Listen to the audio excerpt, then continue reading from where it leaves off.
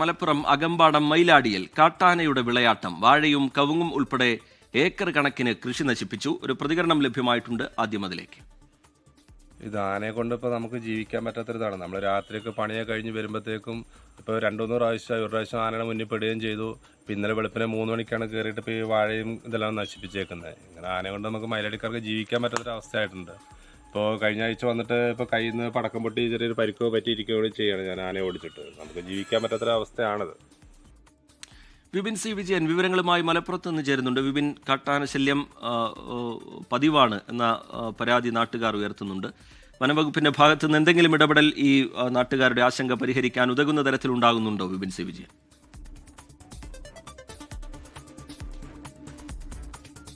നിലമ്പൂർ മേഖലയിലെ കാട്ടാന ശല്യത്തിന് അറുതിയാവുന്നില്ല. ഏറ്റവും പ്രധാനമായി അകമ്പാടം, ചുള്ളിയോട്, ഇടിവണ്ണ, മയിലാടിപ്പൊട്ടി ഈ പ്രദേശത്തിലുള്ളവർക്ക് ജീവിക്കാൻ കഴിയാത്ത അത്രയും വലിയ പ്രതിസന്ധിയാണ് ഇപ്പോൾ ഉണ്ടായിരിക്കുന്നത്. വൈകിട്ടായി കഴിഞ്ഞാൽ പുറത്തിറങ്ങാൻ പോലും കഴിയില്ല. എപ്പോൾ വേണമെങ്കിലും കാട്ടാനയുടെ മുന്നിൽ പെടാം എന്നുള്ളതാണ് അവിടുത്തെ ഒരു സാഹചര്യമുള്ളത്. ഏക്കർ കണക്കിന് കൃഷിയാണ് നശിപ്പിച്ചിരിക്കുന്നത്. അവിടുത്തെ കർഷകർ ഈ കൃഷി ഉപേക്ഷിക്കാൻ തന്നെ തയ്യാറാവുകയാണ്. കാരണം വാഴ മാത്രമല്ല, വാഴ, കവുങ്ങ്, ഒപ്പം തന്നെ തെങ്ങ് ഒക്കെ ഏക്കർ കണക്കിനാണ് നശിപ്പിച്ചിരിക്കുന്നത്. ഇതൊക്കെ കുത്തിമറിച്ചിടുകയാണ്.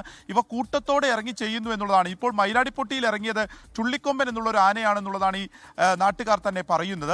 അവിടെ ഒരു വൈദ്യുതി വേലിയാണ് അവിടുത്തെ ഒരു പരിഹാരമായിട്ടുണ്ടായിരുന്നത്. അത് ഏകദേശം ഒരു 2 കിലോമീറ്ററോളം ദൂരത്തിൽ അത് പ്രവർത്തനരഹിതമായിട്ട് കിടക്കുകയായിരുന്നു. അതിപ്പോൾ വനം വകുപ്പ് ശരിയാക്കിയിട്ടുണ്ട്. ഇനിയും ഒരു 1.5 കിലോമീറ്റർ കൂടി വേണം എന്നുള്ള ഒരു ആവശ്യമാണ്. അത് അടിയന്തരമായിട്ട് പരിഹരിക്കാം എന്നുള്ളത് കൂടിയാണ് വനം വകുപ്പ് ഈ ഘട്ടത്തിൽ പറയുന്നത്. പിന്നീടുള്ളത് ഈ RRT സംഘങ്ങൾ ഇവയെ തുരത്തുകയാണ്. തുരത്തുമ്പോൾ കുറച്ചു ദൂരം അവ ഈ കാടിന്റെ മേഖലയിലേക്ക് പോകുമെന്നുണ്ടെങ്കിലും വൈകിട്ടാവുമ്പോൾ വീണ്ടും തിരിച്ചു വരുന്നു എന്നുള്ളതാണ്. ഒരു ശാശ്വത പരിഹാരം ഇതിന് ഉണ്ടാകുന്നില്ല. ഒരു 2 ദിവസം വെറും താൽക്കാലികമായിട്ടുള്ള ചില പരിഹാരങ്ങൾക്കപ്പുറം കൃത്യമായിട്ടുള്ള ഒരു ഇടപെടൽ ഈ വിഷയത്തിൽ ഉണ്ടാകുന്നില്ല. ജനങ്ങൾ വലിയ രീതിയിലുള്ള പ്രതിസന്ധി നേരിടുകയുമാണ്. റിജിത്ത്, ലോകത്തെവിടെയായാലും ഏത് സമയത്തും 24 വാർത്തകളും ഓഗ്മെന്റഡ് റിയാലിറ്റി പാക്കേജുകളും എക്സ്പ്ലെയിനറുകളും വിശദമായി കാണാൻ ഞങ്ങളുടെ യൂട്യൂബ് ചാനൽ നിങ്ങൾക്ക് സബ്സ്ക്രൈബ് ചെയ്യാം.